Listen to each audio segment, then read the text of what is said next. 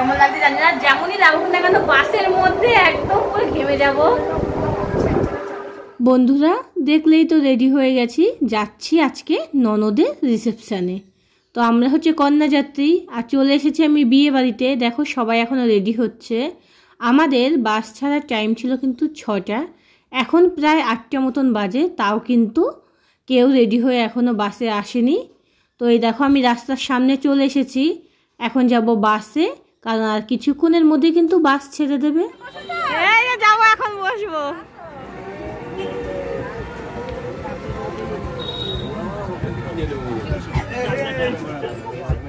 এই মালা কি করে এনে কে কে বসবো মালা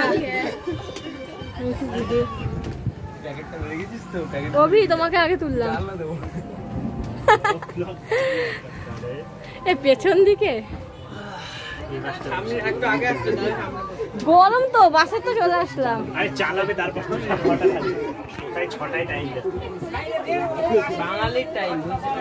6টা বলে 4টা বাজে, 2 ঘন্টা হয়ে গেল এখনো বাস ছাড়ছে না। বাস ছাড়লেই বাস ছাড়বে।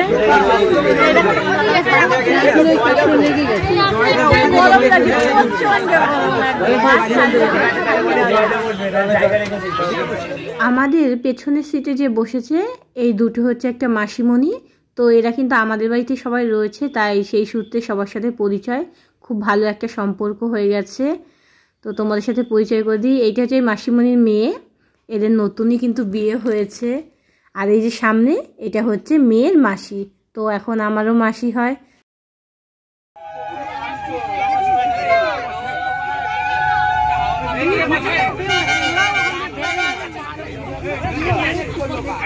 সবাই চলে এসেছে, সেই কারণে দেখো বাস কিন্তু ছেড়ে দিয়েছে। বাসের মধ্যে যে একটা অসহ্য গরম লাগছিল, বাসটা ছাড়াতে খুব সুন্দর একটা হাওয়া লাগছে, অতটা কিন্তু এখন অসুবিধা হচ্ছে না। আমরা কিছুটা যেতে না যেতেই দেখি রাস্তায় এক জায়গায় একটা অ্যাক্সিডেন্ট হয়েছে, সেই কারণে বাসটা অনেকক্ষণ দাঁড়িয়েছিল, অনেকটা সময় কিন্তু এখানে কেটে গেছিলো। কিছু দূর যাওয়ার পরে বাসে আবার পেট্রোল ভরে নিল, তারপরে কিন্তু আবার একজনের খুব অসুবিধা হচ্ছিল, সেই কারণে বাসটা দাঁড়িয়েছিল।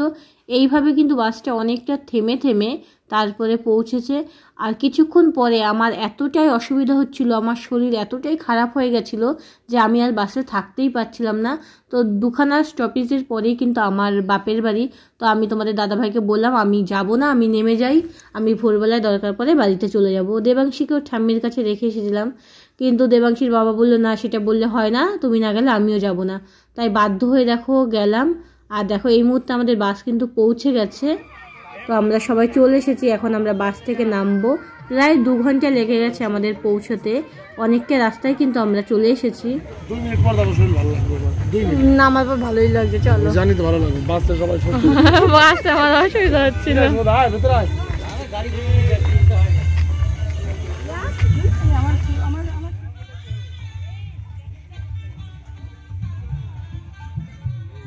এটার নাম কি বলো তো? শিমুলিয়া।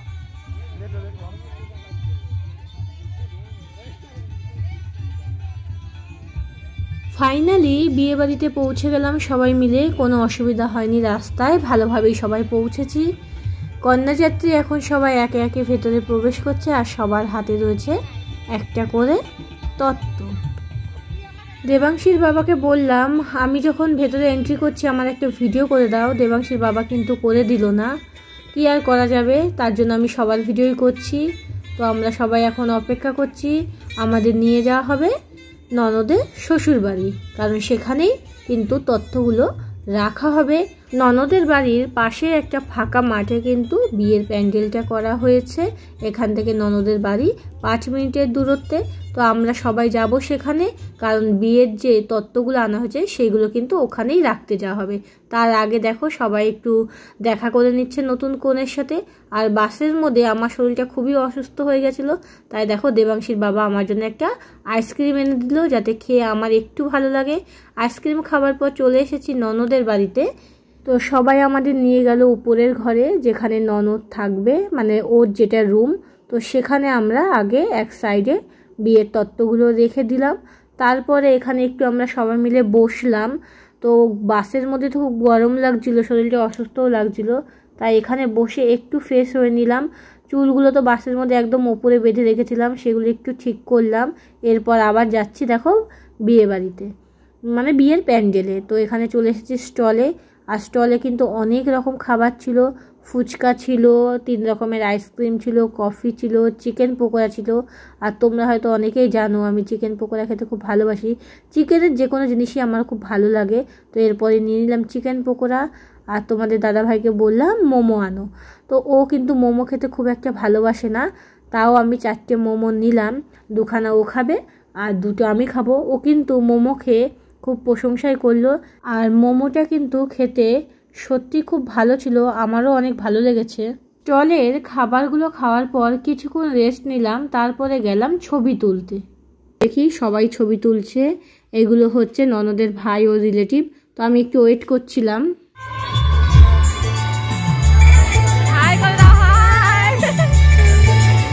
তো প্রথমে এসে আমি ননদের সঙ্গে কয়েকটা সেলফি তুললাম আর একটু ভিডিও করলাম। আর পাশে যখন ননদ ছবি তুলছিল সেই সময় আমি ওর সিংহাসনে বসে ওর ফুলের বুকেটা নিয়ে দেখো কয়েকটা ছবি তুলছিলাম আর একটু ভিডিও করছিলাম। আর ফুলের গন্ধটা এত সুন্দর ছিল কি বলবো তোমাদের। তো এরপর দেখো এদিকে দেবাংশীর বাবা দাঁড়িয়ে রয়েছে, আমরা বেশিক্ষণ দেরি না করে বসে পড়লাম খেতে। কিন্তু শরীরটা সত্যিই ভালো লাগছিল না, তো তাও কিছু হলে তো খাবো, না খেয়ে তো যাবো না। তো দেখো তোমাদের মেনুটা দেখিয়ে দিই, সৌম্য ও জয়া শুভ ফুলসজ্জা। আর মেনুতে আছে আজকে অনেক কিছু।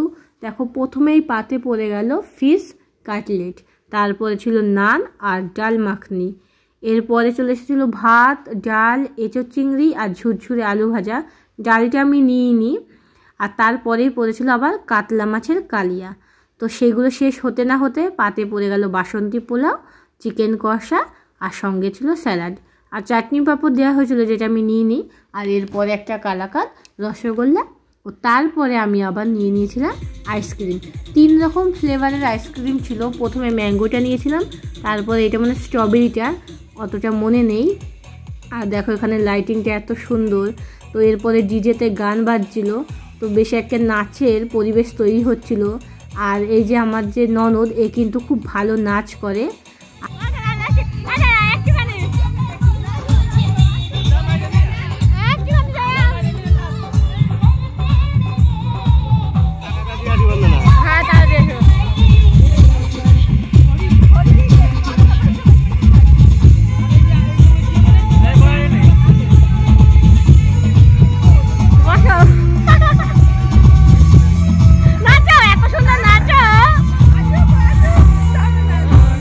ননদের কিন্তু খুব নাচার ইচ্ছা ছিল, কিন্তু ওর হাজব্যান্ড নাচলো না বলে ও কিন্তু আর কাপল ডান্স করতে পারলো না।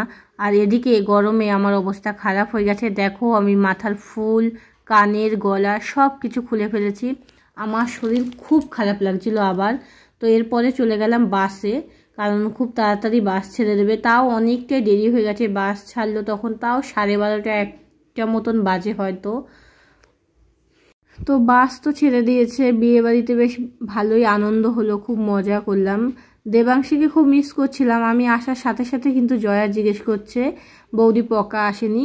দেবাংশীকে কিন্তু জয়া ভালোবেসে পকা বলে ডাকে, আর দেবাংশীও ওর পিসিকে কখনো পকা বলে কখনো পিসি বলে। তো ওর খুব খোঁজ করছিল। আমি বাসে বসে বসে আবার দেবাংশীর একটু ফোন করে খোঁজ নিলাম ও কী করছে। তো শুনলাম অনেকে কান্নাকাটি করেনি, ও ভালোই আছে, খাওয়া দাওয়া করে এখন ঘুমিয়ে পড়েছে। ও দাদুর সাথে অনেকক্ষণ বলে খেলা করছিল। তো বাসে ওঠার পর কিন্তু আমার আবার সেম প্রবলেম। আমি বলছিলাম দেবাংশীর বাবাকে আমার মনে থাকলে আমি আর কন্যাযাত্রী আসবো না বা বরযাত্রীও যাব না, কারণ সত্যি কথা বলছি বিয়ে বাড়ি যাও, খাও দাও, চলে আসো, সেটা এক মজা।